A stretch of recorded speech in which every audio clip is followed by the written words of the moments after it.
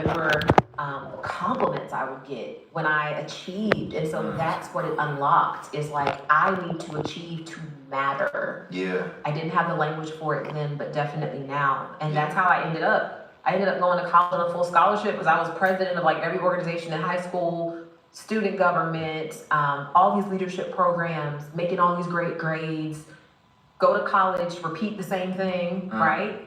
Then come out into corporate America, succeed there, and it's like you get all the accolades. Yeah. But there's not fulfillment on the other side of it. And that's what I experienced. So what about socially? Because I think for me, social acceptance became another big component for me. How did that flesh itself out for you? You're in college, let's say college years, like what does that mean for you socially? Oh, let's talk about it. Let's talk about it. So, I definitely would say probably middle and high school, I got into the popular crowd because I was like the funny girl. I was the girl that could like get along with anybody and everybody. And I do believe that, so rejection manifests itself in some different ways, right? Like there are some people who, they implode. Yeah. And that's addictions, that's all types of just like self-harm. Others explode. And now exploding could be in one of two ways. It could be I explode out of anger, like I'm the angry one, I'm always acting out, or I can explode into ambition. And so I became the popular girl, everybody liked me, everybody wanted to hang out with me. I was the one that could make people laugh. I was like on the dance team, playing tennis. Like I was hanging out with everybody. There was not a social group that I did not hang out with. So you had the kids from the project, I was cool with them. The kids at the country club, cool with them. Yeah. My teachers loved me. Like I was kind of a shapeshifter in some ways, which has served me well later in life. But socially, I definitely needed to be accepted by people. And so I think about college, man, that was a season of my life that if I could have a do-over. Why do you say that? Oh, because so I ended up going to college. And this, I'm being super vulnerable at this point. Went to college. I actually had a boyfriend going into college. He was a great guy. Loved God. He was going to be an attorney. I was going to be a doctor. And I went into college. I think I was a little chunky at that time, right? But I ended up losing weight my first year of college from all the walking. And suddenly guys started to notice me, right? Now, here's the thing. I was always like popular, got along with everybody, but I was not the girl that guys wanted. Okay. So then I get into college, I lose weight. Suddenly guys are like, okay. Then I pledged, I become president of my sorority. Then it was like, okay. And so I broke up with my very stable, very kind, integral boyfriend because I wanted to be wanted. Yeah. I gotta, be in that place where acceptance is. It became like, literally, it was the drug of choice for me. I didn't do actual drugs, I didn't drink, I didn't do any of that. But it was being wanted. That idea that, okay, yes, guys want me. And so I got into some relationships that, again, if I had a do-over button, I would do that thing over. Yeah. But I now know that I was driven into that because there was a deep, deep, deep need within me that I didn't have language for, I didn't know what it was. Yeah. And so I was literally willing to accept the lowest bidder. Yeah. Because I just wanted to be wanted. Yeah. Wow. So it's kind of like you put yourself in a position to not get what was best for you, but what that addiction was craving. And that's the way you were functioning. Oh yeah. I'm curious because I know some of your story, but some people who don't know some of your story, you talk about this, you were chunky, you lost a little bit of weight, like this journey with weight, and even as we, there's a lot of people out there, right? You wrote this incredible book called The Gift of Rejection, which we're going to talk about. Yeah. Which we're going to talk about, but you can write a book like this because you've experienced it in so many different kinds of ways. And I would imagine there's probably a lot of women out there who, their physical, the way they look becomes a part of their journey of being accepted or rejected. For somebody who wants to be accepted and wanted, what did that journey of weight even mean? What's the significance of that for you? Yeah, so I developed an unhealthy relationship with food as a child because, my mom was working all the time, and of course the house was very chaotic. There was a lot of bad happening to me. But we always had food, so we always had, and it wasn't healthy food either. It would be like we had like chocolate chip cookies and Oreos and juices and all this stuff. And so what I would do is to kind of numb the pain of what I was feeling and experiencing. I would just eat. I would just eat, now eat, now eat, now eat. Because when I was eating, it was like I could actually experience some joy, right? I can experience dopamine. Yeah, that's exactly what it was. It was the dopamine of food, and so I was always overweight, and I was an overweight kid in elementary school. Got called Miss Piggy, etc. Middle school, I was still overweight, but I was very active. So I was like captain of the dance team. I was the biggest girl out there, but I was captain. In high school, I was still overweight, but I was very active. Ran track, played tennis, did all these things. And I will never forget this one time. I was at a football game with a group of friends, and we were sitting in the stands. I think it was like my 10th grade year. And it was very full in the stands. And so like nobody could really move in and out because there was a lot of people. Well, one of my friends saw a guy friend of hers walking at the bottom, like around the track area. And she was like, oh, come sit with us. Well, he was with a couple of his friends. And so they come up, the bleachers, and they're like trying to get down the row. And they kind of made it past people, but it was tight. When they got to me, because I was so large, her friend stumbled. And mind you, when I saw him, I was like, oh, that's cute, because he was a very good-looking guy. He stumbled over me, and his friends started to laugh at him. They were like, ah, ha, ha. They were making fun of him. And when he stumbled over me, I remember kind of screaming, like, ah, And he looked at me, and he was like, what are you screaming for?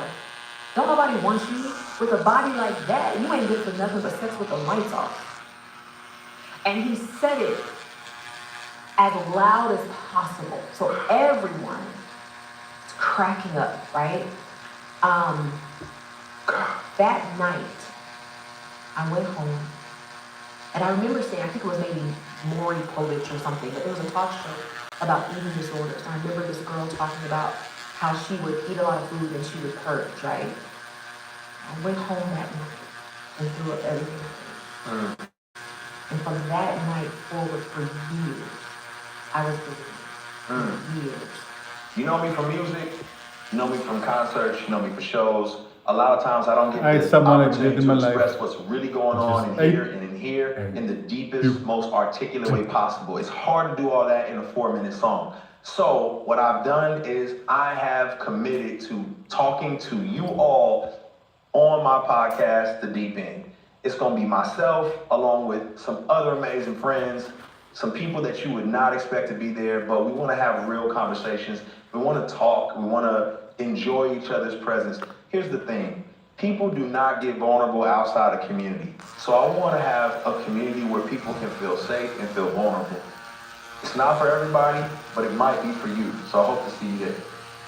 That experience was so deeply hurtful to me, because here's the thing, like I knew I was large, like I knew that, but for him to put it so in my face in such a hurtful way, it's like something broke within me. And I think there are many women struggling with eating disorders, and men too, quiet as it's kept. Sure. Because there was something that was said to them that broke them. Yeah. And like I think about it, like I think it's Proverbs 18:21. It says, "Life and death are in the power of the tongue." That word that's translated "power" is actually the Hebrew word "yad," which means hand. And so if you think about it, what that's saying is that the tongue is a hand that shapes and creates. And the thing about a hand is a relatively neutral tool, right? Like hands build houses, but hands also pull triggers. And if we're not careful, the hand of the tongue that should bring life and should encourage and should build up, it can destroy. And I think many people are suffering from eating disorders because the hand of someone's tongue destroyed them. And that's what happened to me. And so for me, I literally carried that eating disorder into college, having an unhealthy relationship with food for a long time. But it wasn't until after I had my youngest son, I was about 30, I was nearly 300 pounds by then. And what you said? Yeah. 300. Nearly 300 pounds. And I found it hard to walk. Now, a lot of people gonna struggle. First of all, pause, time out. Yeah. Because as we look at you now, a lot of people can't imagine that. So one, be motivated, be inspired. Two, like you can speak to a community that a lot of people wouldn't be able to speak to. Oh yeah. Because this is a reality for you. So I don't mean to stop you. No, you're good. Yeah. Well, I did. Listen, it's funny because a couple years ago I was out. I think it was at Starbucks, and I was like eating a brownie or something. And this woman walked by me, and she was like, "Must be nice to be skinny and you can still eat a brownie." And I said, "Ma'am, I don't have a skinny cell, mitochondria, Golgi body, or electron in my body. Like there's nothing about me that is skinny." But I tried Slim Fast, Jenny Craig. I tried Weight Watchers. I tried the apple cider vinegar diet, Atkins. I tried just not eating.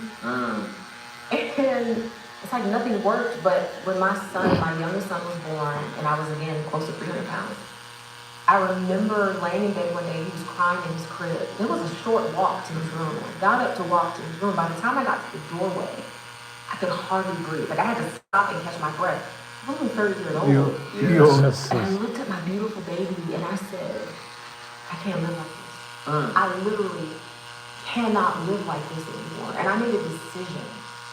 In that moment, I will not live like this. And I tell people who are on a weight loss journey, I'm like, the difference between success and staying the way that you are is literally making a decision to change. Yes. It's not wishing. Man, I just wish I could lose weight. It's not even hoping. I hope I lose weight. Yeah. It's like, no, I'm making a decision that I'm going to. And that decision created a cascade of future decisions. Sure. Right? Sure. That led to where I am. So, before, I mean, you were smaller when you got married.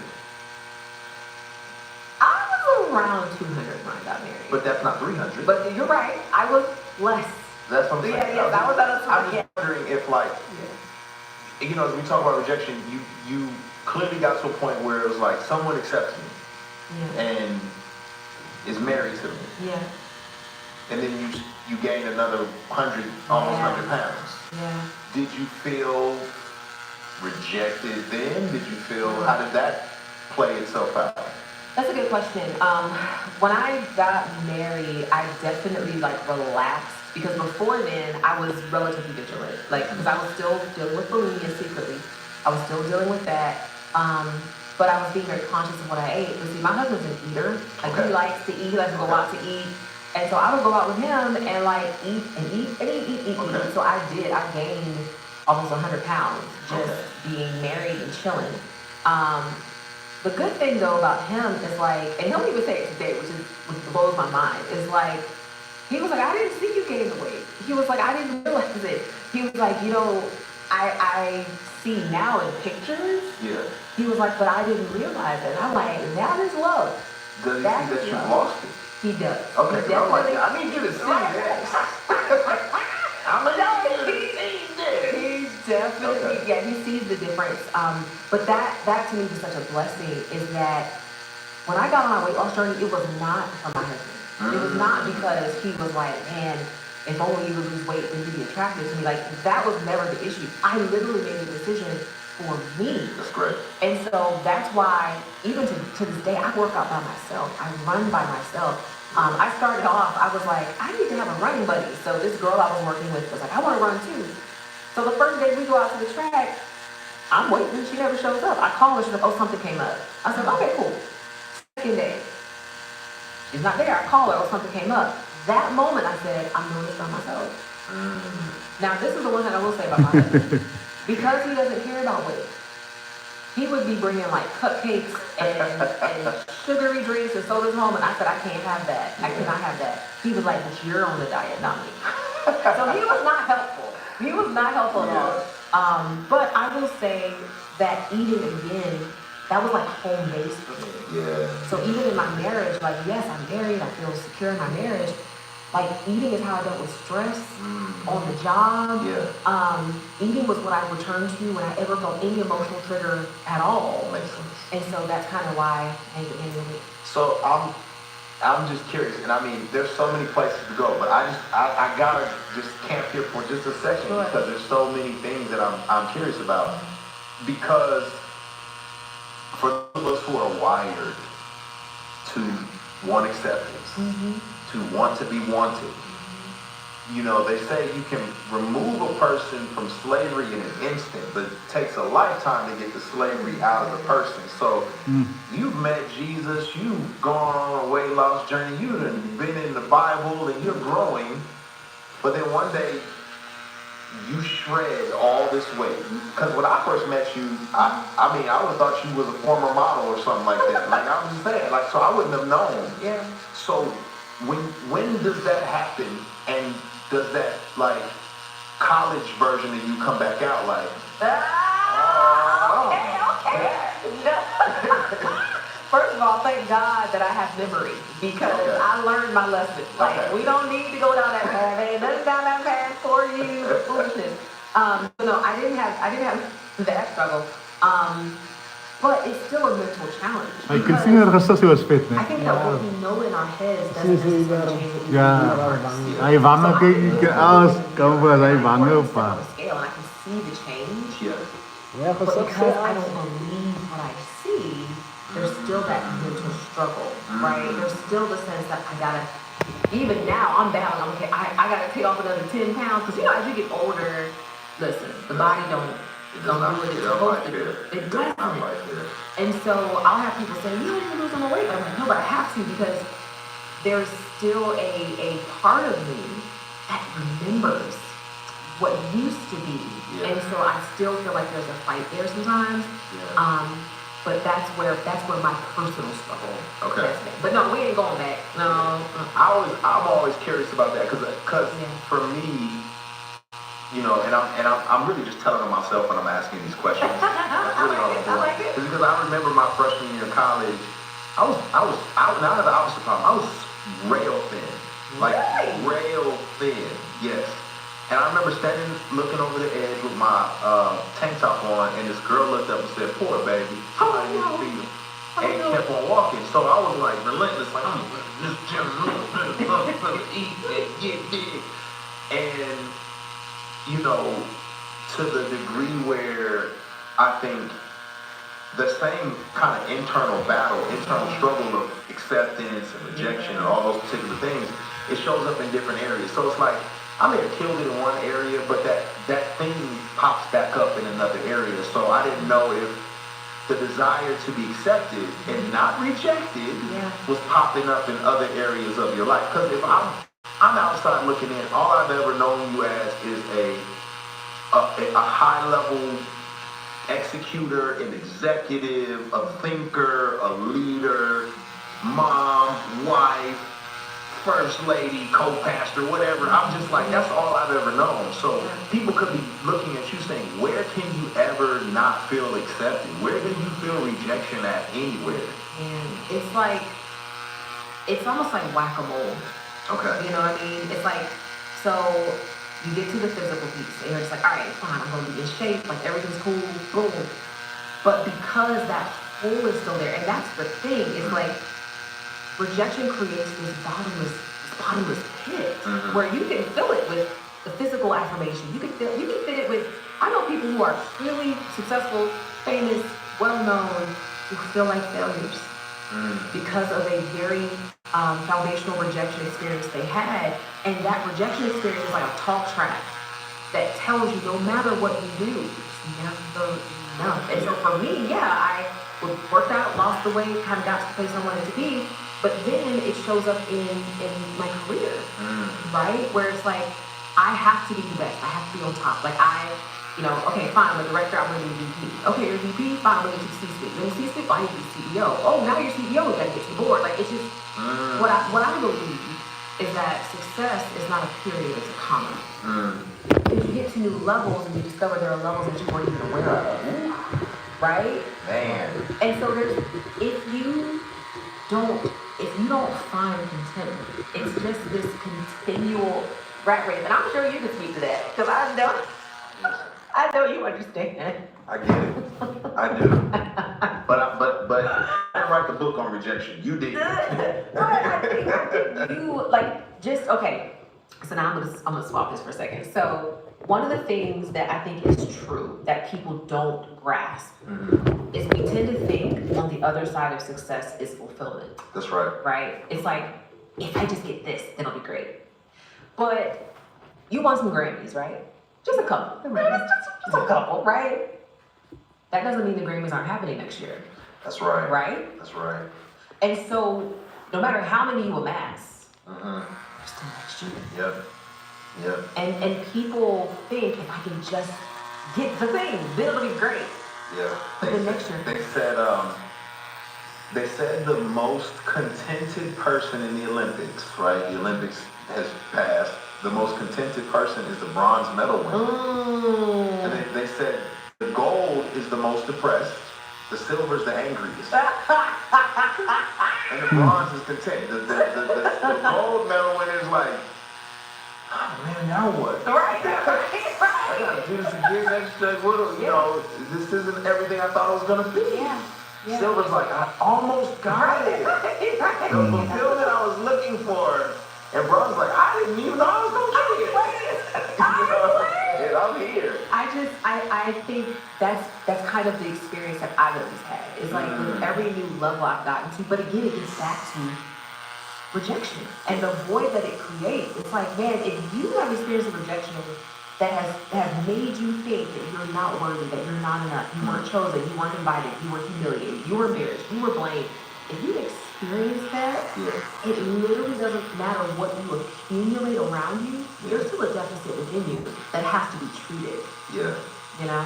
I want to talk about some of the, because everyone can listen to you talk about this stuff, just like they can listen to me. And one of the things that you're really good at, or intentional at, I should say, is being transparent.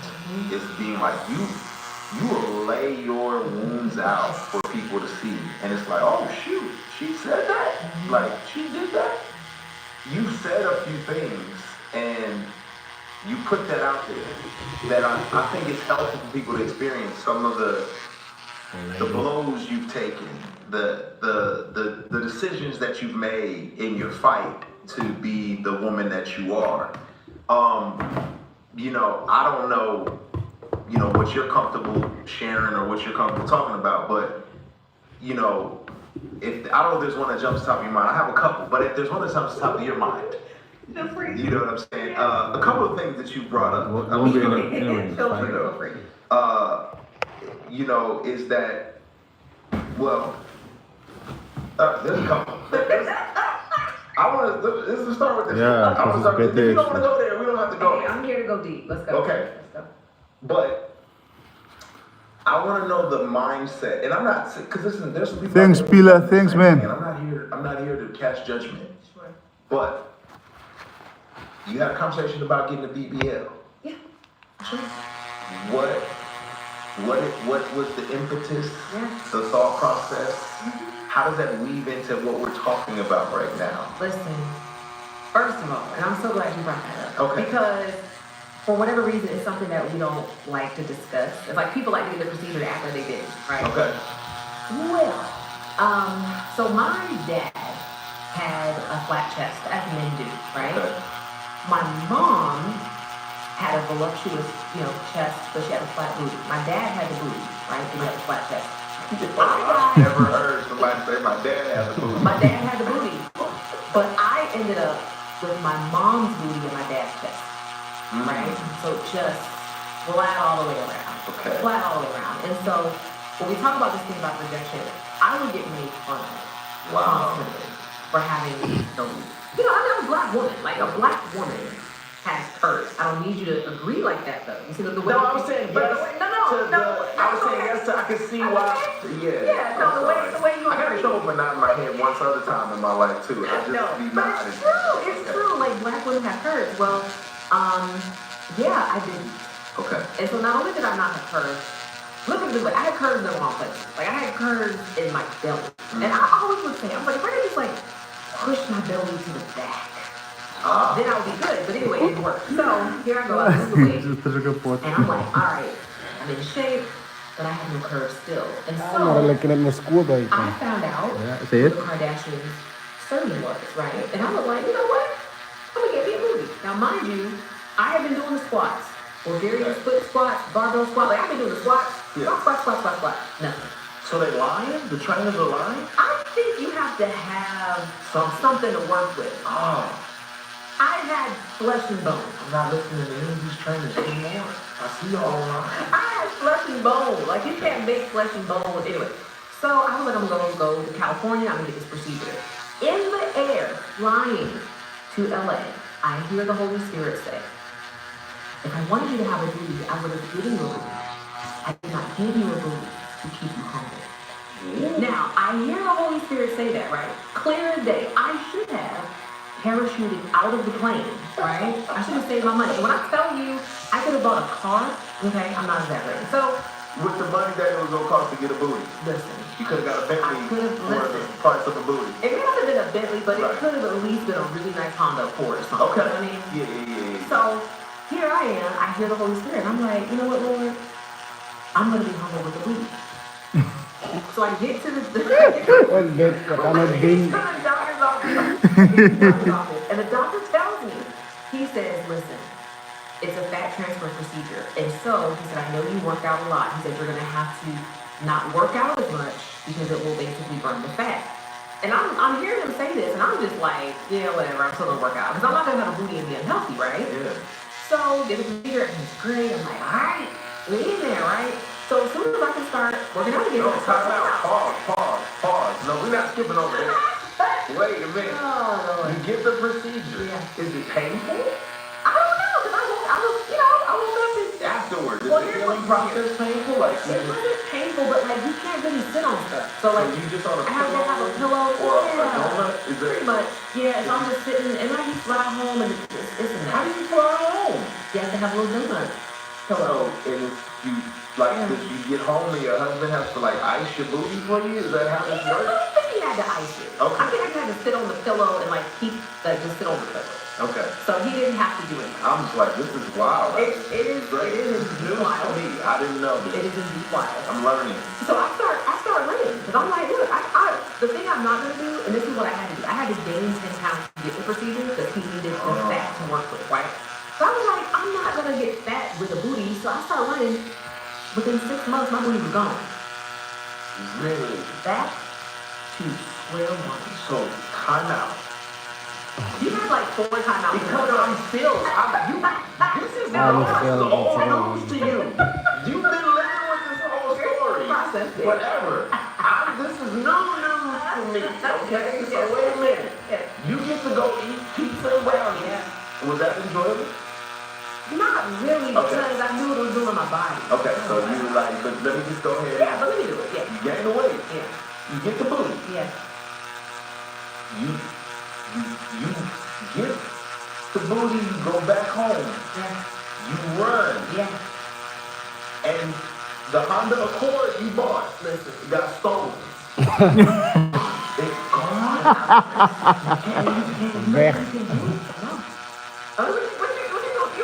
I don't know. Some people do deals again, but I realized several things through that. First, I knew God said not to do that. Like I heard the Holy Spirit say, no. I knew that. But the second thing I realized in that story, in that whole situation, I was like, insecurity is what led I was gonna ask you that. Like, what was the message that you heard to tell you to get it in the first place? The message I heard was, as a black woman, you are not enough without a booty. That is the message I heard, and it's because, listen, I've worked in social media for many years, so I even know that what's posted is not the truth, but I fell for what was posted. Like, you see all these women, all these courageous women, and I was like, man, I'm not that. Wow. Here I am, successful. Here I am, healthy. Here I am, I literally have everything I want and more than I could have imagined. Yeah. I still don't feel like I'm enough. It's interesting, though. I always say this: if you live for their acceptance, you'll die for their Absolutely. Who is the they that was going to reject you for not having a booty? That's the thing. There wasn't a person, like, look, my husband knew what he was dealing with, right? So it wasn't like he was like, man, if only had, it wasn't that. I believe that it was all those memories from years. And that's the thing, it's like what isn't dealt with doesn't go away.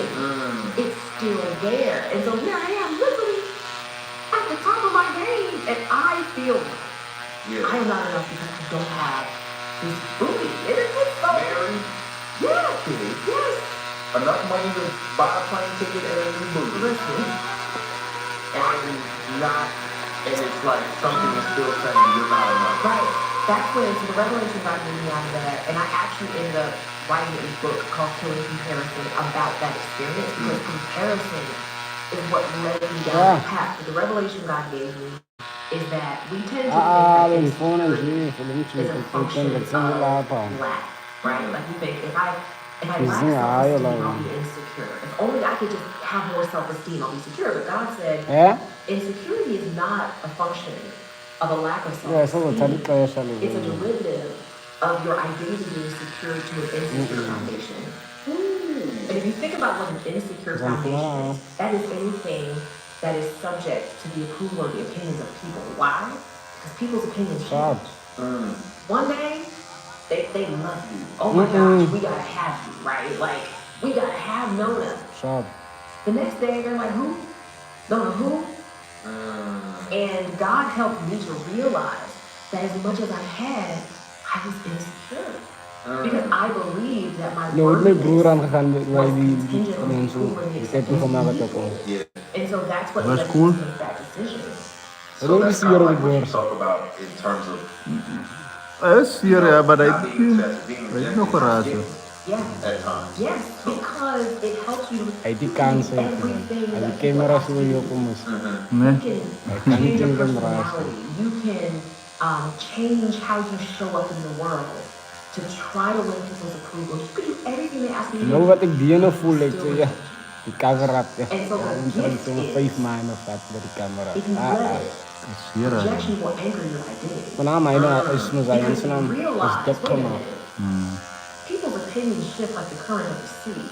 I need to be who God created me to be. Because that's the only unchanging identity. Weet as die ding beter as die which dronk I is should aspire. of nuchter. So that's the gift. Like, oh, Nuchter. I'm stop these people. Mereka is nuchter You no. on the runway. I want you to keep taking off. Okay, you on the runway, like the pain of it though, like the pain of looking online and seeing what you're not, the pain of the voices saying you're not enough.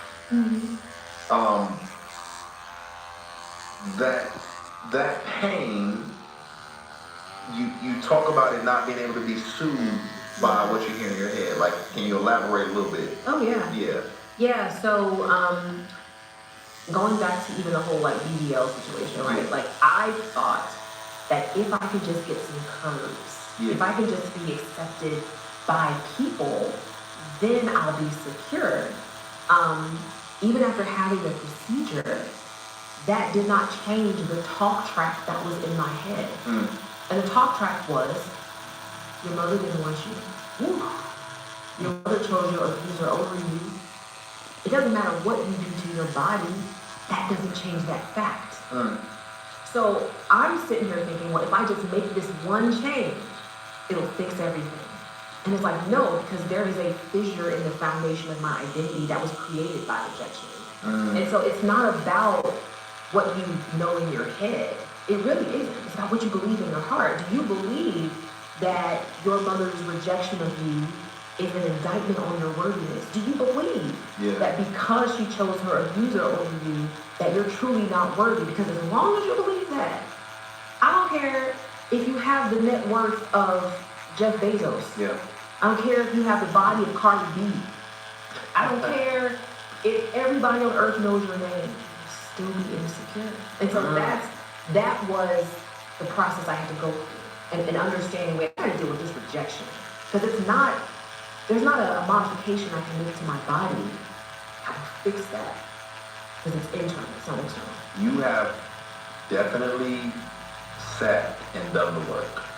Like, it's obvious. Like, the things you're saying, I didn't hear till maybe 5 years ago in the therapist's office. Wow. You know what I'm saying? So it's like, I'm hearing somebody who has put in the work, who has processed this information, because it's like, you're right on the money.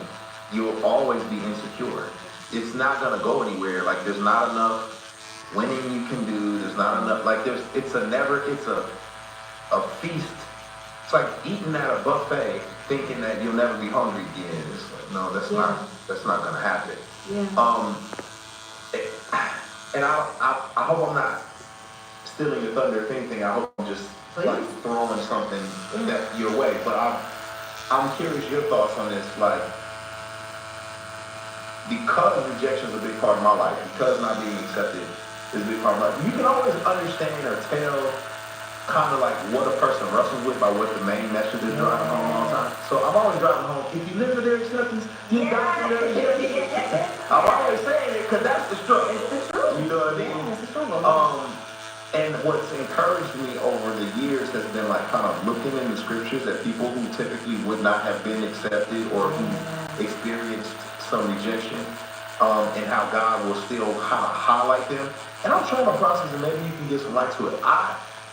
I'm processing like that juxtaposition of, well, if I didn't experience that, would I be as successful? And is the success worth the rejection I experienced? Like, if David wasn't the least, wouldn't he become the like? What are your? So let me. Okay, so I got. Okay, come on, I got word. Come on, no. What I want to do real quick, because everybody knows about the David and Goliath story, right? Like, even being in business, people like to use that metaphor to describe a business battle where where's the David, there's the Goliath. So the Bible says, and this is 1 Samuel chapter 17, that Jesse, who was David's father, basically sent David to the battlefield to take lunch to his brothers, right? Yeah. And, David wasn't in the army. He wasn't in Israel's army, but he goes out to this battlefield and he overhears Goliath taunting the Israelites, right? The Israelites are basically lined up with the Philistines. And he overhears Goliath saying, come out here, I'll teach you a lesson. And David basically was like, what is going on? And so the Bible says he overhears Goliath basically being like, hey, look, you send out your best warrior to fight me, and if he defeats me, we'll surrender, and if we defeat y'all, you'll surrender. So David basically goes to Saul, right? Mind you, again, David was not in the army. He just happened to be there to take lunch to his brothers. He says to Saul, verse 32, 1 Samuel 17, he said, let no one lose heart on account of this Philistine. Your servant will go and fight him. Now, imagine Saul, right? He sees David, this young shepherd boy, scrawny, he looks at him and he's like, you're not able to go out against this Philistine and fight him. You're only a young man. He's been a warrior from his youth. But David said to Saul, he's like, listen, what you don't know about me is that I was my father's sheep. And when a lion or bear came and carried off the sheep, I went after it, I struck it, I rescued the sheep from its mouth. He said, when it turned on me, I seized it by its hands and struck it and killed it. Your servant has killed both the lion and the bear.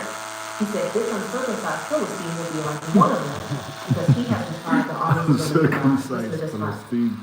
David said, the Lord who rescued me from the paw of the lion and the paw of the bear will rescue me from the hand of the Philistines. Now, we all know what happens next, right? David gets this new stone, slingshot, Goliath out. But the part that's interesting is David said, it was the Lord who rescued me from the paw of the lion and the paw of the bear, right? So he's out in this field tending sheep. Lion and bear comes, attacks it. He didn't say his brothers or father protected him. Wow. He said it was the Lord. Why does that matter? Because if you go back to 1 Samuel 16. You in the book. 1 Samuel 16. I see what you're doing. If they don't see it, I see it. I know you do. So the prophet Samuel comes to Jesse because God told him that he had chosen one of his sons to be his king. God did not tell Jesse which son. He just said, I've chosen one of his sons. So Samuel tells Jesse, bring all of your sons to a sacrifice. Jesse brings 7 of his sons. And after Samuel meets all the sons, he's like, none of these have been chosen. These are all the sons you have. Jesse says they're still the youngest. He's out in the field tending sheep. Goodness. And what's amazing is, it isn't that Jesse didn't know where David was. It's that he didn't invite him. Dang. Right? Yeah. So David is left out in this field to tend sheep by himself. And Bears and lions. by himself. And you think about it, when I read that, like that became the basis of the book because I read it and I was like, wait a minute. So you need to tell me that David had been left in the field by himself, fighting off lions and bears. Nobody but the Lord. But it just so happens that those were the necessary preconditions for him to stand and fight the lion. His rejection wasn't just a rejection, it was a training ground. That field became a training ground where David learned that he didn't need anybody but God. Not only that, he was this is the part that really blesses me. So Samuel said to Saul, Samuel said to Jesse, and Jesse's like, oh, this is the youngest in the field. Samuel said, send for him. We will not sit down until he arrives. Isn't it funny that Jesse brought all of his sons, left David in the field, God still knew where David was. Wow. God knew where David was. Wow. They left him out there. They didn't acknowledge him being in the field. God knew where he was. And my message to people is basically the message of my own life. It doesn't matter who left you in the field. It doesn't matter who walked away, abandoned you, thought you weren't good enough, said you'll never be anything. God knows you. Man, that's so good. That's so good. Like, I can think specifically of people who experience certain, I mean, honestly, that's most, in my industry anyway, right? That's most of the successful people are people who are pushing back against what someone else told them they couldn't do. When you hear like Michael Jordan's story, it's like, oh, he got cut from the team, and it's like, I'm never getting cut again. And so it's like, that's the training ground, like you said, for the success. I think the problem for a lot of us is that we're still trying to prove to someone who rejected us that we're valuable. And and it's like, dang, you know, it's like, man, God gave us a gift in that rejection. But a lot of us aren't accepting it fully to see like, you're accepted now. Because we don't realize it's a gift. Because the reason why it's painful, and this is how God really helped me to open my eyes. The reason why it's painful is because we're so focused on who walked away that we have forgotten who never left. Like we're so focused on who said we're not enough that we have forgotten who already said before I formed you in the womb. I called you. I set you apart. That's so good. And so we don't see it as a gift. And that's why we keep trying to prove to people, oh, now you'll accept me. Now, look, I achieved this thing. Now you'll accept me. It's like, no. Wait. Actually, the fact that you didn't choose me, there's a gift in that. Lord, what can I learn from you? I don't have anything to prove to anybody. Listen, my name has been placed in rooms that I don't even have access to. My name has been placed in rooms that people try to deny me access to. God did it. And so that's why when they don't, choose me or maybe they don't invite me or whatever, I don't get angry about it because I'm just like, look, I know who's in my corner. That's good. I still be feeling away. I still be low-key feeling away. I'll be feeling away. That's real. I need to be honest. But not like, I guess I'm not, that's so good. I love what you just said. When I don't get invited to those rooms, I know who's in my corner. And I gotta go back to that. Because sometimes, like I'll see people, and I know people think I'm just living the best life ever.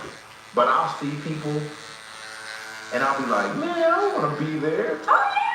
Like, I'll just be honest. Like, I'll be seeing Kev on stage and Tabitha, you know what I'm saying? They be on family vacations and stuff, and I'll be like, dang, Nobody invite me to no stuff like this. And I have to just remember who's in my corner, man. You know what I'm saying? Because I know y'all. But y'all don't invite me. Y'all don't invite me.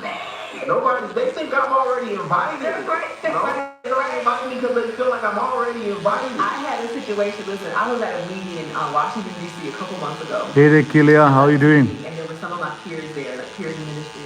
And they asked me, they're like, oh, are you leaving here and going to this other, like, exclusive invite-only thing?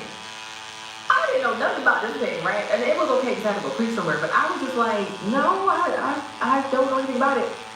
And I started to feel some type of way, right? Because I was like, why did they choose me? Why did they invite me? Like, it started, but because I had been doing the work, what I realized is I was like, I'm supposed to be here. But here's the other thing I did. I reached out to the person who organized it.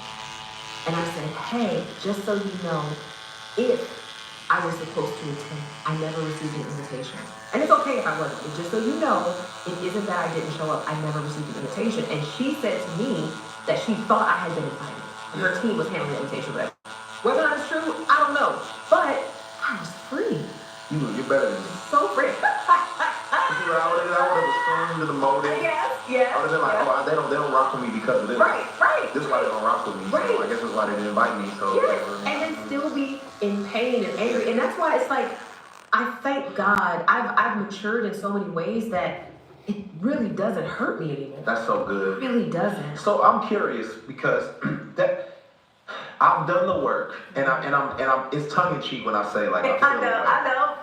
I mean, like I'm confident who God made me to be. Sometimes I may get a little, I may rise up, but like the world that I exist in, like for so many years, it's been a situation where, like I bring it up all the time because I never forget giving my mixed CD to an NBA player and him hearing this gospel rap, and he's like, I don't want to hear no gospel rap, and me feeling like, but it's actually could be good, right. So I felt rejected, and I think for a long time in my career, I was like nervous about like, am I being obnoxious? I don't want to not be associated with Jesus, but I have these wounds of my dad abandoning me. I have these wounds of being rejected in the past for so many things. And so if I lead out there, are they rejecting me or rejecting Jesus? And there's this confusing piece. And I'm curious for you, you've worked for corporate entities, you've worked for major companies, and you've been able to integrate your faith in those kind of ways. Like, did you wrestle with being rejected for that, or how's that played itself out? That's such a good question. And I would say, I think for you, it's so much more poignant because there's such it's what you are producing, right? Like, I am producing music that glorifies God. So it's kind of obvious. I would say in my case, in the early years of my career, I definitely struggled with it because I wanted to be seen as a professional, right? Like, I wanted to be seen as a businesswoman. I did not want the baggage of, oh, there's the Bible thumper again, So I didn't want that. But I think as I grew more secure in my standing, I realized that I didn't have to have an either-or position. And I realized that I also didn't have to be in your face. I didn't have to walk in the office like, all right, good morning, everybody. Praise the Lord. Jesus is God. I didn't have to do that. I could be the gospel. I could literally, and I had like colleagues who, atheist, agnostic, Jewish, and they were going through things like, how can I pray for you? Something as simple as that. I didn't have to be like, Jesus is the way. I didn't have to do that, but I just had to be an example. That's good. And that's how I started to kind of earn the right to actually share the gospel with people. That's so beautiful, man. I'm like, even as you were saying that, and just talking about how, you could be the gospel, and like there's a lot of people out there, I would imagine, that are fearful of being rejected for their faith or where they stand and so on and so forth. And one of the things that's encouraged me is like, oh yeah, Jesus was rejected. And you talk about that, but like, how would you encourage somebody in that kind of way? I think you just have to know, like, rejection will happen.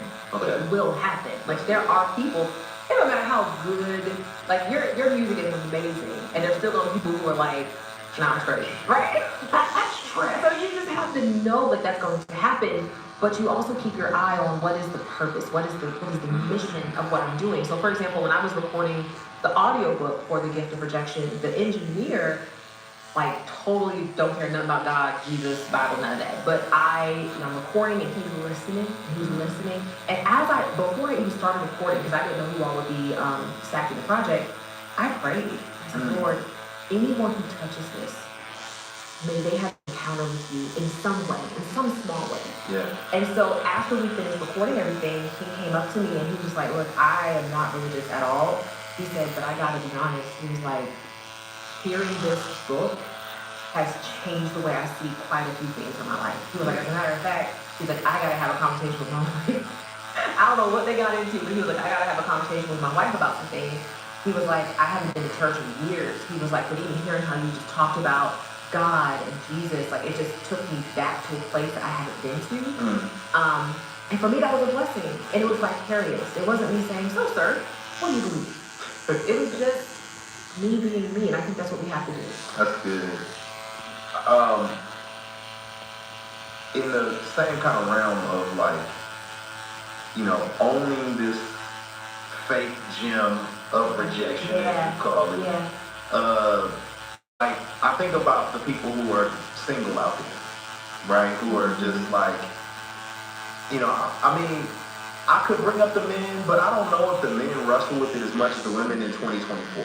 Like, I just don't know if it's the same. Fellas, you have to inform me because that's not what I see. I got way more single women who are like, do you have a good one? Somebody laying around. Yeah, you know what I mean? I'm like, dang, you know what I mean? I don't know, man. You know what I'm saying? So shout out Jonathan McReynolds because you the last one left, brother. You better. Man, we need to FaceTime him for real. Like, what are we waiting on? He's the last one left. He's the last man standing. He's the last man standing. But I'm thinking about women who,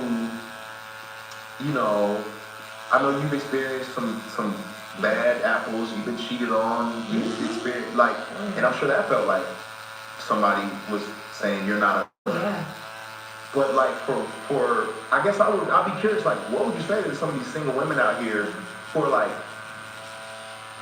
it's taking forever, I'm not being embraced, I'm not being accepted, I'm struggling with that. Is this a playground for my faith? What does this look like?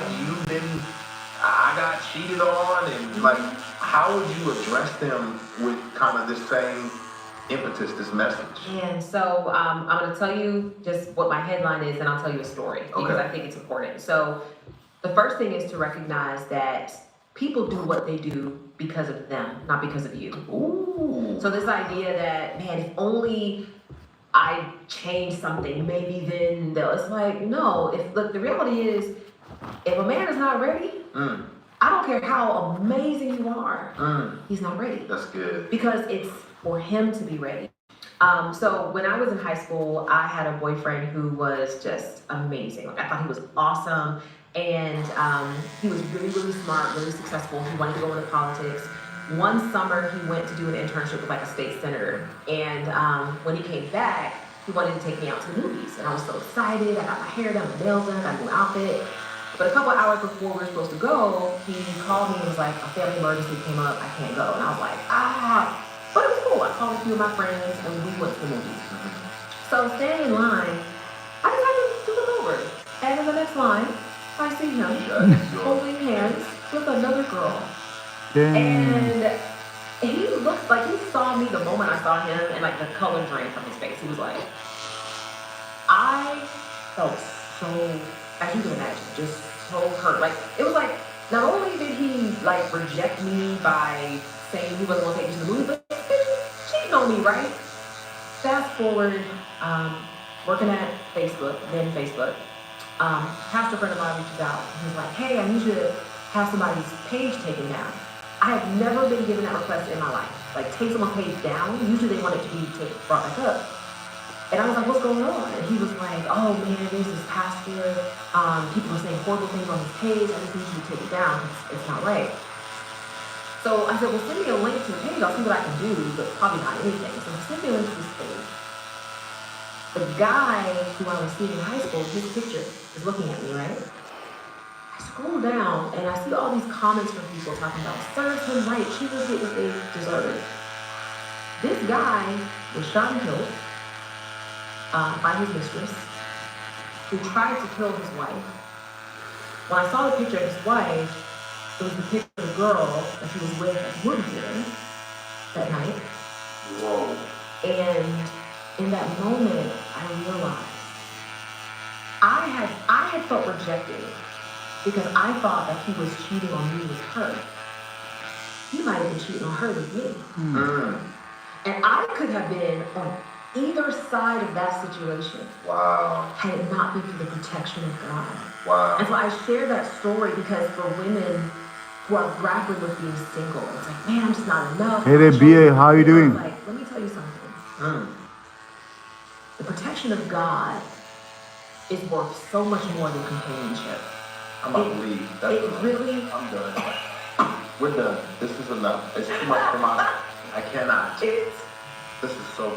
it is worth so much more than companionship. I can't even imagine what my life would be. Like, his former wife has made a full physical recovery, but I can't imagine the psychological trauma. Then come to find out, he was with many women. Like many women. It just so happened that this one particular woman killed him. Goodness. But I think about that, and I'm just like, Lord, thank you. I thought that that's what I wanted. I thought that's what I needed. And God was like, you have no idea who you're doing. Well, ladies and gentlemen, no, sincerely, that is, I mean, there's such a wealth of wisdom that bleeds forth from you. And if anybody's watching and is like, man, they really hit home with so many issues, I think it'll be deeper and more powerful in this book. Which now I get why it's a gift. Yeah. Like, because it didn't make sense to me. Gift of rejection. Yeah. But I get it. Yeah. I do. I have some questions I want to ask you. I'm gonna throw you underwater. Before I do that, just for those who, anything else you want to say about the gift of rejection, like why you wrote it or what, anything else? So I want to tell a really quick story because I think what's important for people to understand is one of the first gifts that we get from rejection, and it doesn't make sense in the moment. But the gift of rejection positions you for purpose. It really does. I talked earlier about, David and how he had been left out on that field by himself. Right. And that actually became the training ground that prepared him to defeat Goliath. Unbeknownst to him, like when he is in the field, I'm sure he felt the pain of it, right? Like being left out there. But some years ago, I worked for a large corporation, so I've been in corporate America for many years, but I was not hired as a spokesperson. At the time, I was not a speaker publicly. Like I would speak at church every now and then, but not like professionally. And the communications team came to me because they heard me speak at an internal event, and they were like, have you ever thought about maybe doing conferences for the company, like speaking as a spokesperson for the company? I was like, not really. I was like, but I'm happy to do it if you need me to. So they sent me to some conferences to speak for the company. And I guess I did a good job, and so they started to see me do more, and I was doing media for the company.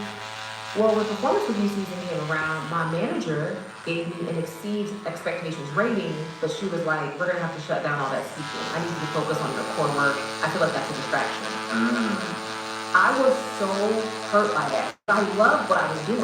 Like I discovered a passion that I didn't even know I had, right? So I went to the communications director and I was like, what's up with this? Like, what? Am I not doing a good job? And she was like, no, you're doing a great job. She said, the problem is, the manager came to me and said she wants to be the one speaking for the company. She's jealous of you.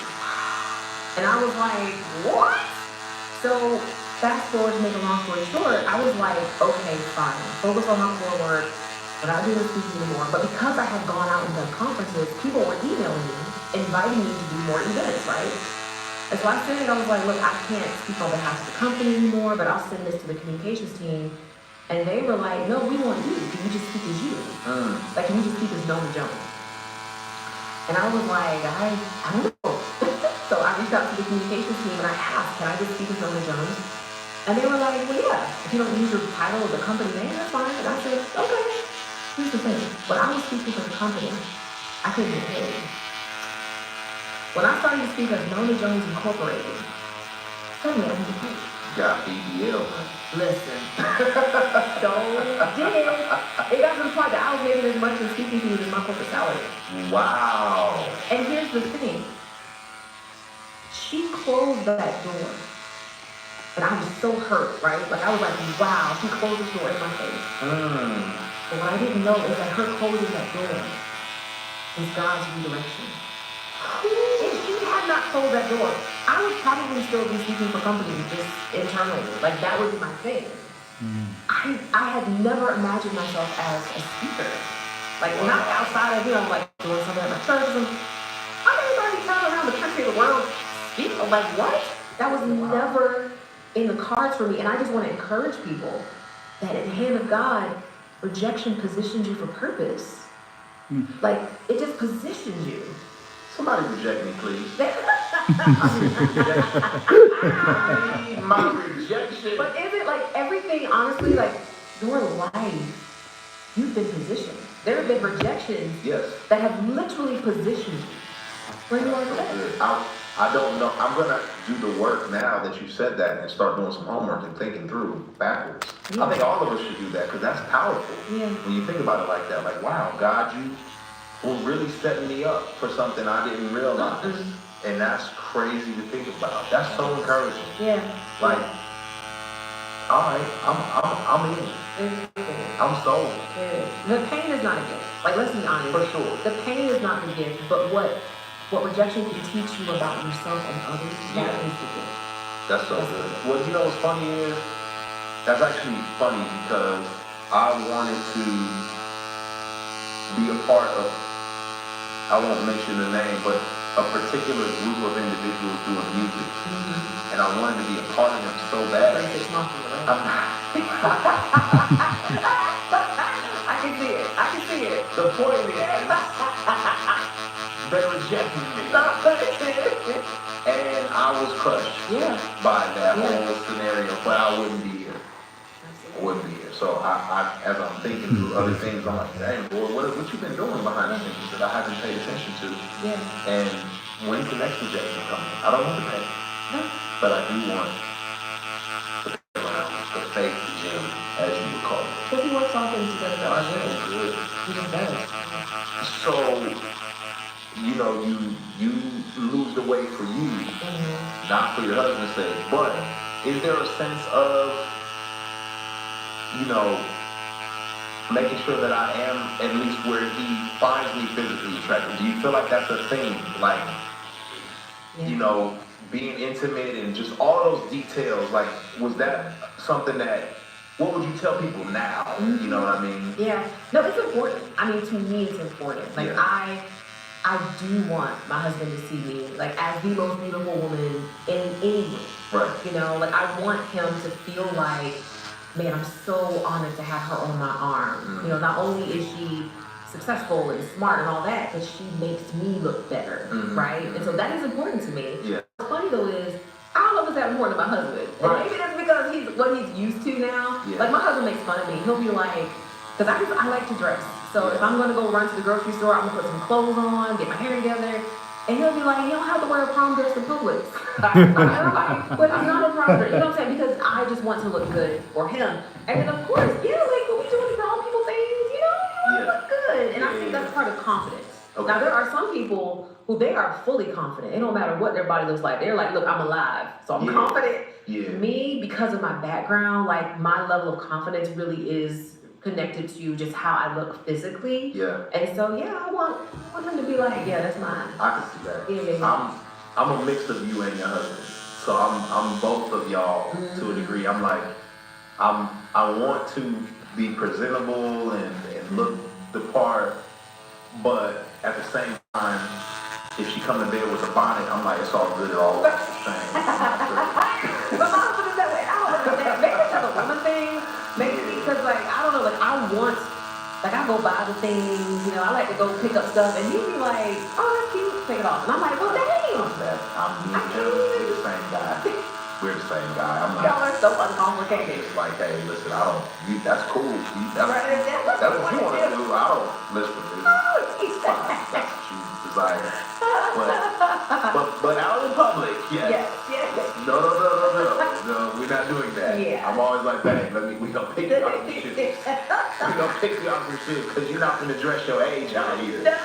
Hey, Good day, Liasik. How you doing? dress your age, okay? You gonna keep up with the time. You're not gonna be 22 dressing. Right. You know, people get into mom mode, dad mode, and they just quit. They just quit. And that's why I have to help my husband because he knows, like, he's not a dresser. Oh, Like, my husband, so just a few years ago, we had to get rid of, he still had the, like, sweater shirt that he wore on our first date. No. Because to him, No. that was like the epitome of style. No, I mean, that's not why he had it. He had it because it was a momentum. No, No, it's not right, no. it's wrong. Right, I'm And telling you. I'm telling you, He felt like you are a liar. And the truth is not in you. And I said, babe, we gotta do better. If you got any sweaters with a zipper and a ring around it, the zipper. So here's the thing. No. No. We literally just did a Goodwill haul because I said, honey, and like the dad shirts and like the dad shorts, and I said, no, we gotta get ourselves. He's like, listen, that's why we married each other. You know, we're good for each other. Yes. Each other. Yes. He has stepped his game up. I'm proud of him because like I put the pieces in his closet, and now he can put them together, and he's doing good. I tell my wife the same thing. But my wife, we're good balance. Because without her, I would probably be dressed like Bad Bunny. You know what I'm saying? It would be all bad. It would be bad. I'm just saying. Flash everywhere. Yes. So we love each other out. Yes, That's it's all. true. I appreciate Same it. over here. Thank you. This is the deep end with LaQuay.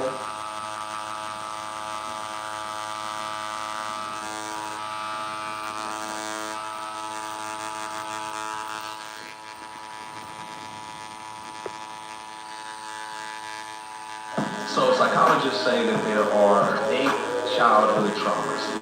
Guess how many I have?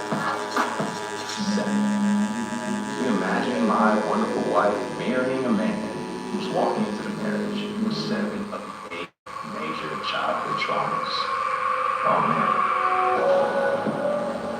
There are some conversations that we feel we're not allowed to have. Most Christians can't be seen to have moments when they lose control or even struggle. In these moments, you need someone to go into the deep end with you. Nuance is something you can only find if you're willing to go deeper, and those who are willing are often misunderstood by those who aren't. This is the deep end with LaQuay.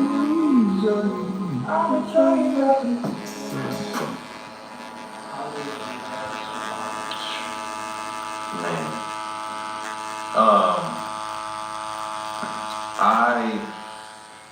I come from a broken family. I functioned in dysfunction. And it's not to say that there's anything wrong with my mother or anything along those lines, but she is coming from a broken family. And her mother, there's these cycles of brokenness. And I'm so grateful that my wife was able to endure this man being myself, who was not whole, was not healthy for years, and stand by my side in hope, in faith, believing that God would do a work in my heart, believing that what God started in me, he would finish. And the only way that my marriage survived is because she believed that God was who he said he was. And she believed that, transformation was possible. Now I will say this, I have,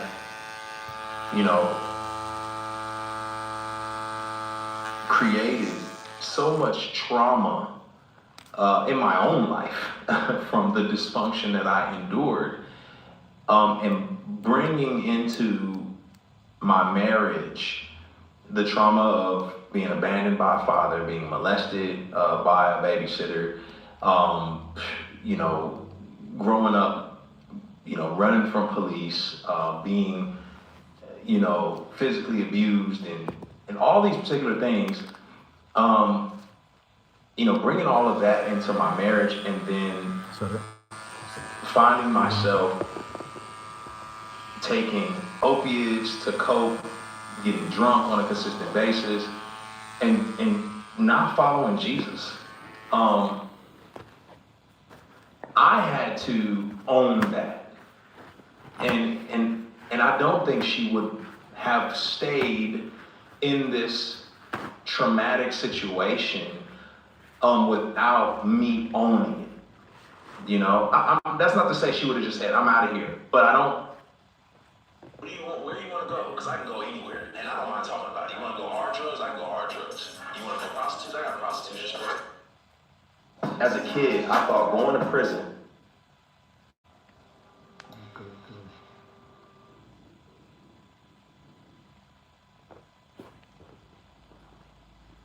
I feel like if the Apostle Paul or Jesus had a church in Simi Valley, mine would be bigger. And that is why. like you had a mega church in Southern California. You had sold crazy amounts of books. Everyone was doing your Bible studies, your DVD. Then one day you walk away from it. It was so easy for me all those years to say, I love God, I love God, and do crazy things for God. But it's much harder to go, He is crazy about me. That is the social media soundbite of the century. 50 years old, I've been preaching since I was 22, whatever. I'm still only 97% sure. Because God's shown me some things these last few years that I think are big, really big. Can we talk about some of them? Yes. What are some of these things? It is mainly one thing.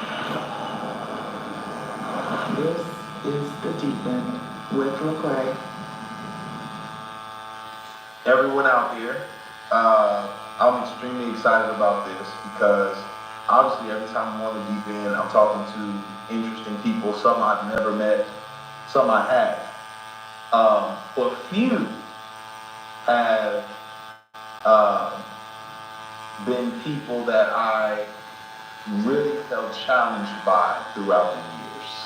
And one of such few is with us today. How you know him, I don't know. Maybe you've read his books. Maybe you've heard his sermons. Maybe you've been to conferences and heard him speak.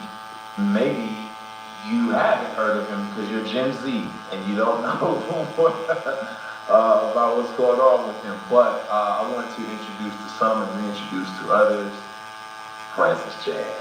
Right? Good to be with you. Absolutely. It's been way too long. It's been forever. As we were talking about, I can't even remember the last time we connected. Yeah. I think you like called me or texted me once. Yes. And hey, Francis, your number? Yes. And I never heard that. I may have something in mind, and then I forgot. It's rather than I was like, you know. I was just good that you remembered me. Oh. Oh. Yeah, it's funny because, like, I mean, early, mid-2000s, I feel like, we were in a lot of the same rooms, same circles, same spaces. And it was funny because prior to being in some of those same rooms with you, I was just a believer downloading your sermons. You know what I mean? Yeah. I had read Crazy Love. Yeah. And then was just listening to some of your sermons, and I found them refreshing. And one, which I'm sure you know, went extremely viral, and I've used it on my kids. I almost reinvented it. I almost redid it one Sunday at church, but I didn't because it was just like, it was too much rope. So obviously I'm talking about the rope illustration. But I'm just curious, like can you revisit like what was like your thought process in that analogy and like what was the heart behind it? Yeah.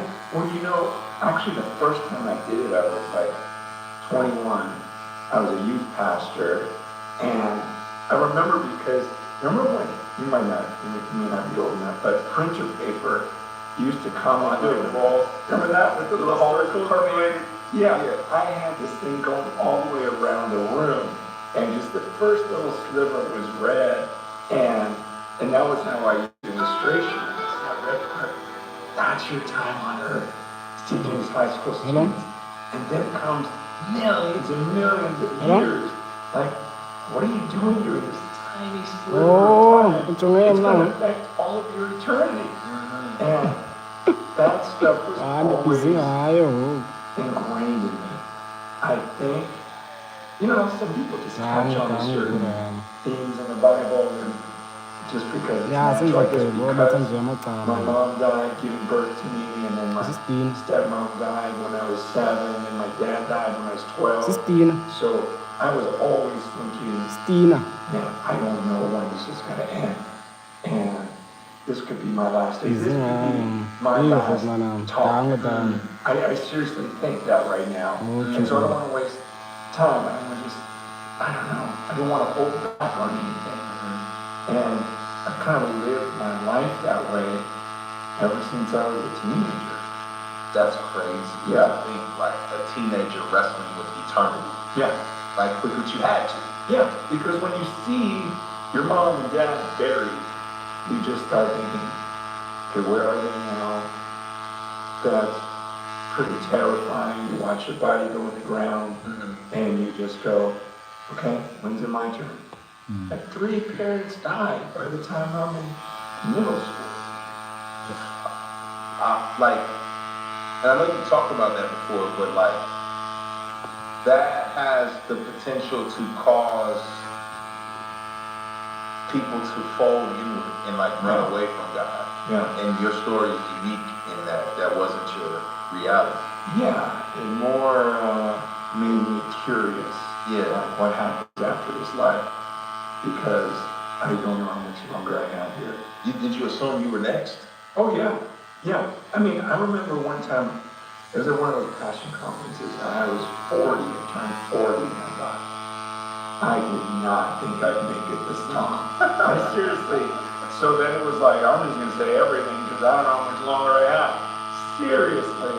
And, but that's the way I live my life, and I'm so grateful. Yeah. Because you just make the most of everything.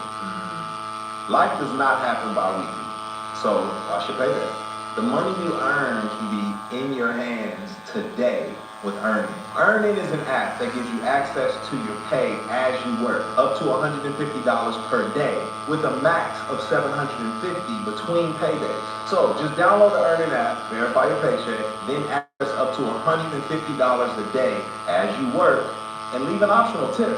Any money you access plus tips are automatically repaid from your next paycheck. So essentially, if you gotta pay rent really quick, it's the first of the month, but you don't get your check till the 5th, you can use Earning to pay that extra money you gotta get paid, and instead of a fee, just leave a tip. So there's all sorts of things that you may be able to use this for. Maybe you need that new dress immediately, but you don't have your check, or you got an upcoming event, or you need a special night out, or it's date night and you haven't gotten paid, but you gotta make it happen. Well, Earning can be a part of your financial routine. You can join Earning's 4 million customers who say things like, when I think about Earning, I think about financial stability, security. It gives me a lot of peace of mind. So download the Earning app today. It's EARNIN. It's in the Google Play or the Apple App Store. And when you download the Earning app, type in the Deep End with Lecrae under podcast when you sign up, and it'll really help the show. Earning is a financial technology company. It's not a bank. Cash outs are based upon your available earnings. Standard cash outs take 1 to 2 business days with no mandatory fees. An option to expedite your transfer for a fee, and tips are voluntary and don't affect the service. See, the cash out user agreements for details services are not available in all states. Back to the podcast. Yeah, you have a tendency. I think you like that actually explains a lot about you in terms of like historically you just sharing so passionately in a moment because it's like, hey, this could be it. Like this could be.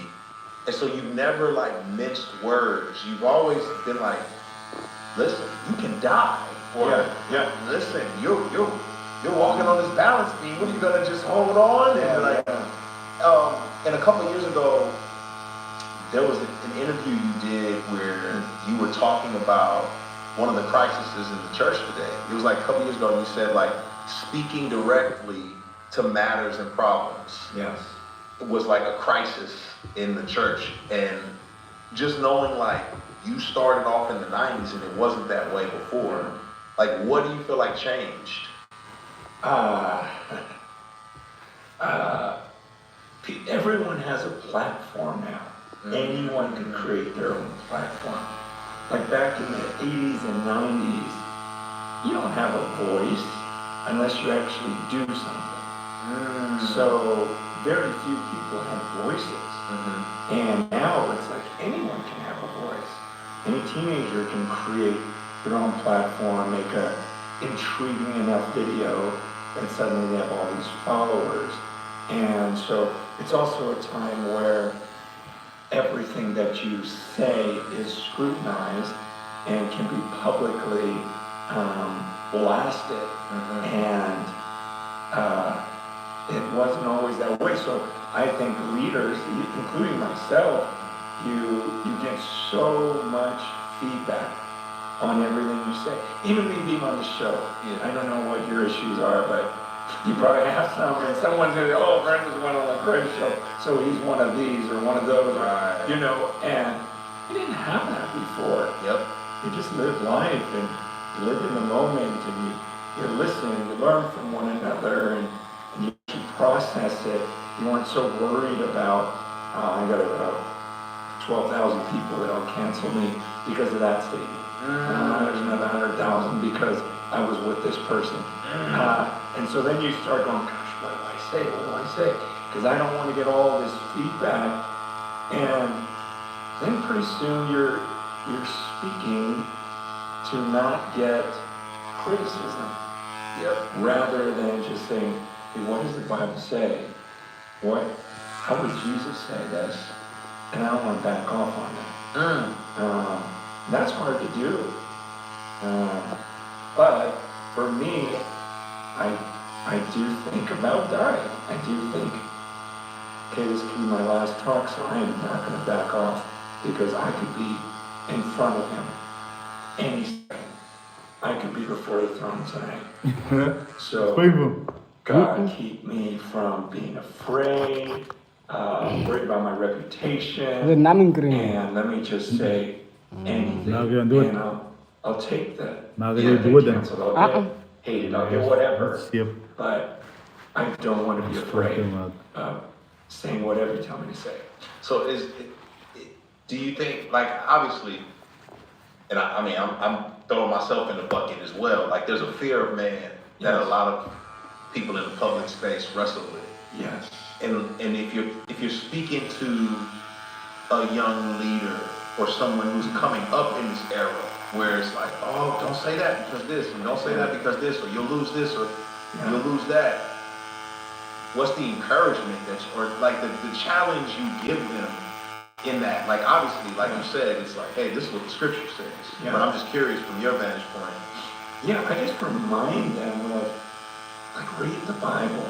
Like, all of the prophets were so unpopular, but they said it, and they were hated, and they were killed. And then Jesus went right in line with the prophets and said, I will say whatever the Father tells me to say. And the Apostle Paul, Stephen, whoever, that they all got killed. And you gotta be okay with that. Otherwise, why are you even talking? Like we're supposed to speak for God. Jesus could have had way more followers telling them his message. All of the prophets could have had more followers.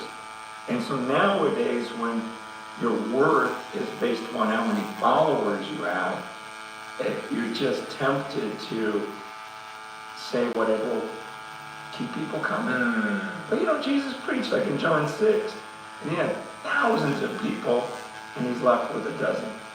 They all walk away from him. And so, you gotta go, well, that's my role model. And I want to end my life coming before God and say, I tried my best to not be afraid of people, not have any selfish ambition. I just wanted to be like your son. I just wanted to be like you. So, it's interesting because I've been around for multiple eras. And you're right. As you're talking about it, I'm thinking through. I'm like, oh, you are right. Like I never considered the you can just say this and they're thinking about what will I lose. But also, I think we live in this vacuum of social media, online, where it's not really real life, but we assume it is in a lot of ways. And so someone could just hear what you're saying now and say, he doesn't know. Right? Oh, of course. And I remember you had a mega church in Southern California. You had sold crazy amounts of books. Everyone was doing your Bible studies, your DVDs, with your kids, DVDs are these things you watch. It's amazing. Right. But then one day you just said you walked away from it, right? And I'm not saying that you did that because of what you're talking about, but I'm interested. Like, was it clarity? Was it conviction? Was it like restlessness? Like, what were you processing in that time period? There were a few things. I remember one night telling my wife, because I had a church in Simi Valley, and one night I just looked at her and I thought to myself, honey, I feel like if the Apostle Paul or Jesus had a church in Simi Valley, mine would be bigger. And that is bothering me. I would have a bigger church than Jesus. Because I know how to keep a crowd. They did it. And so you start realizing, am I really being like Christ? And then as I'm looking in the scriptures and I'm looking at, okay, what's commanded? Like, if God could have anything of a church, what is the main thing in scripture? And there was such a emphasis in the New Testament on loving one another as much as Christ loved us. That's how much, like, do I really care about you? Like, genuinely. It's great, we can be in a show, we can be friends, we can get out, see in 5 years, but do I really genuinely love you like Jesus loved the church? To where I go, look, anything, I'll give you the shirt off my back, whatever you need. Like, that's what he wanted. And so I'm like, that's not what I created. I got a bunch of people, thousands of people are playing churches, we got podcasts going crazy, but are we loving each other like that? And then the other thing was, he says everyone in that church has a supernatural gift for the body. And I'm thinking, okay, if I got 5,000 people with supernatural Holy Spirit, like God is in them, either speaking through them, healing, whatever it is, there's 5,000 people with some sort of gift, and I don't know any of these gifts. And they're not being used in the church. So I was like, okay, Lord, I need to be obedient above all things. And so, if you want us to love one another, I don't know how to do it in this giant room. You want everyone using their gift. I don't know how to do that in a giant room. So I've got to figure out ways to have that happen and release all of these people. So it's kind of, it wasn't like one thing. It was like this perfect storm of all these truths of Scripture coming to my mind, and I'm going, gosh, Lord, all I want to do is be faithful to your word, do whatever it says. I can let go of the numbers. I can let go of the fame, the money, everything else. I want to please you, God. And so that's where I tried to change the church. I didn't know how. I found that I've been causing more problems than helping the church.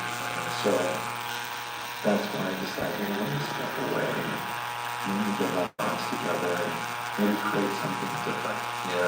Hey, listen, I hope you guys enjoyed this episode of The Deep End. This episode is brought to you by the Amazing Life Foundation, and I've worked with this team for over a year now.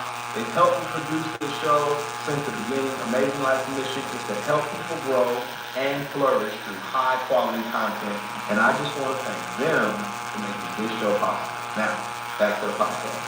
So, some people would look at that, as like idealistic. Or say, oh, this is idealistic. You're not going to change it all. And you might as well deal with what's in front of you. Or some people may say, that's his personality type or something along those lines.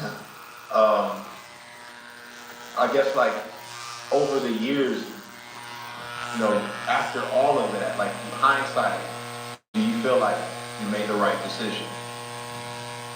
Yeah, there were so many signs that I would have felt so unfaithful if I didn't make the switch. Now, there was some idealism. In my head, I thought, it's so easy to do it in China. There's 100 million of them in house churches. So, hey, this is going to be millions of people. And you realize, this is not easy. But I have peace. And that's where before I didn't have peace. Okay. So it may not look as successful having a bunch of homes everywhere with, small groups that are loving each other, different people using their gifts, but I feel peace about it. Yeah. I feel like I really love these people. And they genuinely love me, and these relationships are deep. And a lot of them are using their spiritual gifts. And so I love it. I'm not gonna lie, there are days when I think, gosh, I really am more gifted to be in front of a crowd and just teach. You just look at natural gifting. Yeah. I'm better than maybe church pastor. I don't know, we'll go back to it someday, but right now there's the peace that I have, and I believe this is the future. Yeah. It has been harder and harder for these guys at the big churches. A lot of them are good friends of mine, and they're miserable. Yeah. And it's just, it's a tough time to shepherd the big thing. Yeah, like, it seems like, just hearing you talk, it seems like you would be the person who, if the limelight and the spotlight is on you, it seems like there's more of an internal battle of, I don't want that. Whereas there's certain pastors who'll be like, praise God, the Lord put this light on me. I get to shine bright out here. And I'm like, what's the tension there? How do you process that? Yeah, because it's tough. Because there are times when I feel like I'm called, go ahead, get in front of the crowd, get in the stadium, don't be afraid, just deliver it. And then there's other seasons when I feel like he's saying, back off. And the number one thing is my heart. Is like, before God, why am I doing this? Yeah. Do I want to increase my popularity? Or am I trying to be faithful? Because I also don't want to run from something that God has called me to. Right. It's just, there's so many traps with the spotlight. You get so much feedback that you either get arrogant, or you get angry, or bitter, or, no one is Telling my story. right? Yeah, it's like, I'm either going to go one way or the other. So my rhythm has been, okay, sometimes the Lord's gonna call me to do it. I gotta go, I gotta get my heart right. I try really hard to imagine God on his throne, right above the crowd, and just going, I might see you soon. I might literally be in your presence. Let me say everything. And God, I want to enjoy you speaking through me, believe it's the Spirit. And then other times I just think he's saying, okay, just go away, just pray. It's just as effective or more. Dig deep with your disciples. Get out of limelight. I don't know. I really do. I really like what you said about like there's 5,000 people and I don't know their gifts. Yeah. I think that's powerful. And to be frank, it's one of the reasons why everyone was saying, oh, hey, you have a voice, you should be a pastor. You should be a pastor. And I've always shunned that. I said, I think you think I should be a teacher. I don't mind being a teacher. I think I'm gifted in teaching. But the shepherding people that's a lot of responsibility and that's a lot of weight. And I always wrestle with that. But then I also hear people's arguments of like, because, well, you gotta remember, like, the day of Pentecost, 3,000 people came to the Lord. There's nothing wrong with numbers. There's nothing wrong with that. But I guess I'm, like, at the same time, there may be 3,000 people praising Baal somewhere. You know what I mean? So, I don't know if you have a thought on that. How do we make sense of our numbers a God thing or just the reality of... Yeah. I mean, I really don't think it's about numbers. Okay. I really think it's about obedience. And if I knew how to gather 10,000 people and truly have them know one another and all exercise their gifts, then I would do it. But I don't know how to do it. And I don't know. When I left Cornerstone, I just I wasn't saying that this is bad. It's just I don't know how to get that many people obedient to his word and prioritize the things that he wants to prioritize. Right. And I created something that they were just so accustomed to. It's almost like if I opened a movie theater that people have been coming to for 15 years, and I show up one day, I go, movies aren't good for you. Let's do CrossFit. Then now they're like, wait, we've been coming here listening forever, and now you're trying to get us all to exercise. Right. This is not what we signed up for, and I'm like, I mean, I was a pastor there for 16 and a half years. Wow. That's a long time. And so for 15 of those years, it really is what they did. And I loved it. It was like, this is my gift, let's do it. And then I just got more and more convicted about these scriptures. And I've just always been one of those people where I can't live with myself. I know there's something that is commanded, and I'm not even trying. Like, I'm not even going after it. I can't sleep. Do you think there's I don't know if you can see that or if you're even tuned in, but do you see younger versions of you out there today? Yeah. Yeah. And, it's weird because I do feel bad about, I don't know, like I think of my younger self, and the old Francis Chan could look very rebellious, like, I'm not going to do it the way everyone else does it, and in a lot of ways, making decisions on my own, and rather than really in community with the elders, with the leaders, and believe me, I'm one part of that. And I just saw myself as this voice, rather than a part of the body. I just was doing my thing. And I don't think it was bad motives necessarily. It's just kind of get the whole picture Yeah. and understand the unity of the body. Yeah. That's good. That's challenging. I'm like, and I'm not a pastor, but I'm processing my own life and thinking through like some of the things that I've done and looking back, seeing younger artists and younger people, and just like wrestling with some of that. I mean, I think for me, one of the things that I think I did a lot of early on was just say yes to everything. Yes, yes, yes. Yes, I'll do it. Yes, I'll go. Yes, I'll. Yes, yes, yes. Send me, Lord. I'll go. I'll go. I'll go. And now I look back and I'm like, I may have said yes too much. And I wondered, like, for a pastor and a speaker at other places, do you feel like you had said yes too much? I don't really have that many regrets of going and trying and exhausting myself at times, and it was great. You know, I mean, it was Sound like a rock star from the old days, like, yeah, it was fun back then. It was, and if the Lord really wanted me to do it, I mean, I still travel quite a bit. Yeah.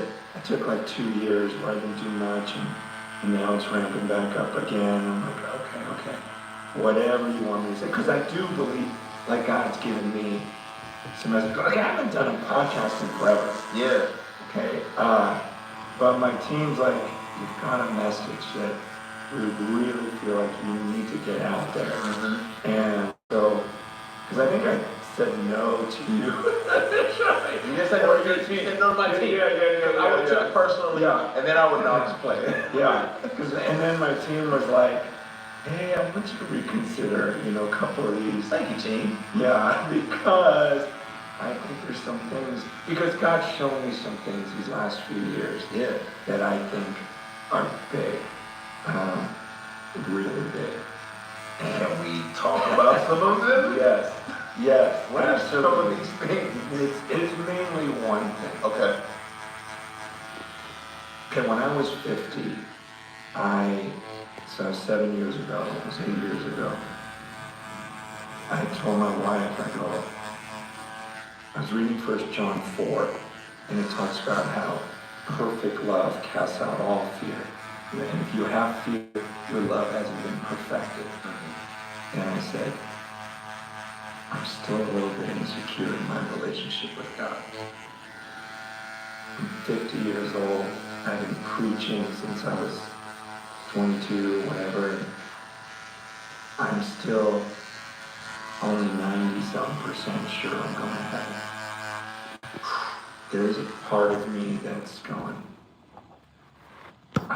my love hasn't been perfected.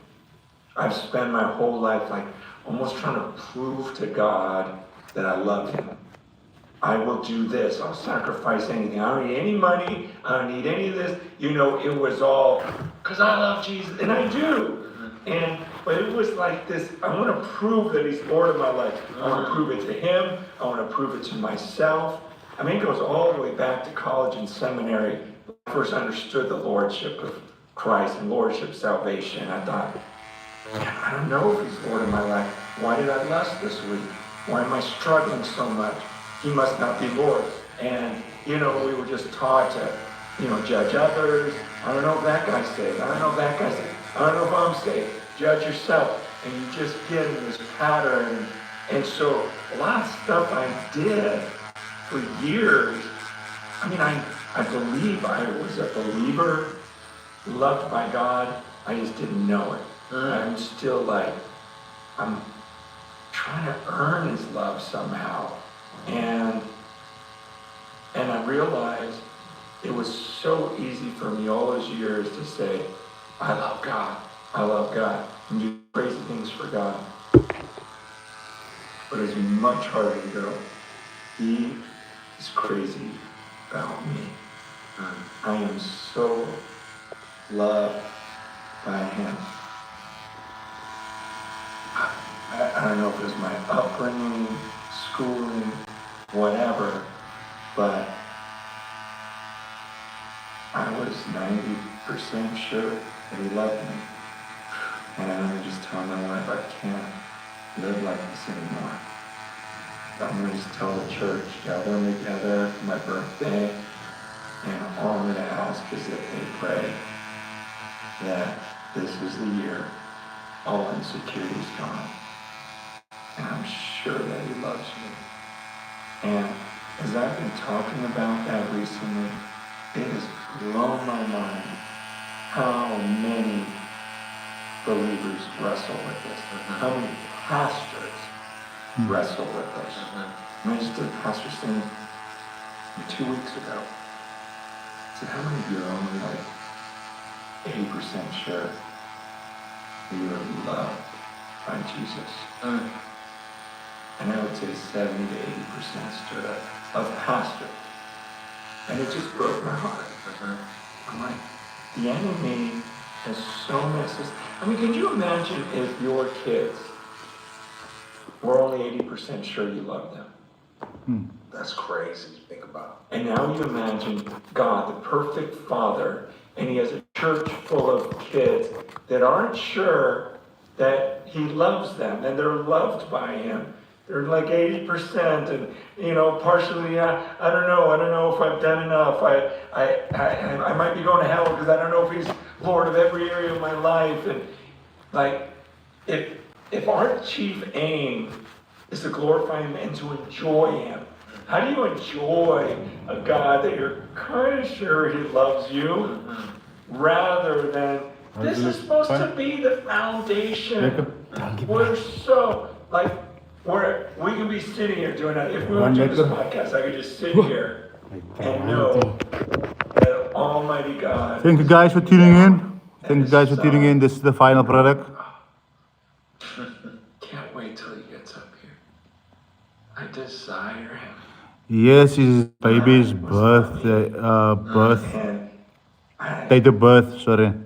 I have a fear, I think fear is not the right word, a concern that because I was like that for so many years. Awesome, Ernest. Thank you for the comments. It's going to come across. I didn't even see you guys commenting, man. Sorry. As a person, it's going to come out to your kids. Yeah. And in the same way, who I am as a pastor, it's going to impact my congregation. Kind of like when Jesus said to the Pharisees in Matthew, I think it's 23:15 or 16, he says to the Pharisees, you go over land and you make a convert, but once they convert, you make them twice the son of hell you are. And I think, gosh, if I was that insecure, then in my teaching, I probably made other people insecure.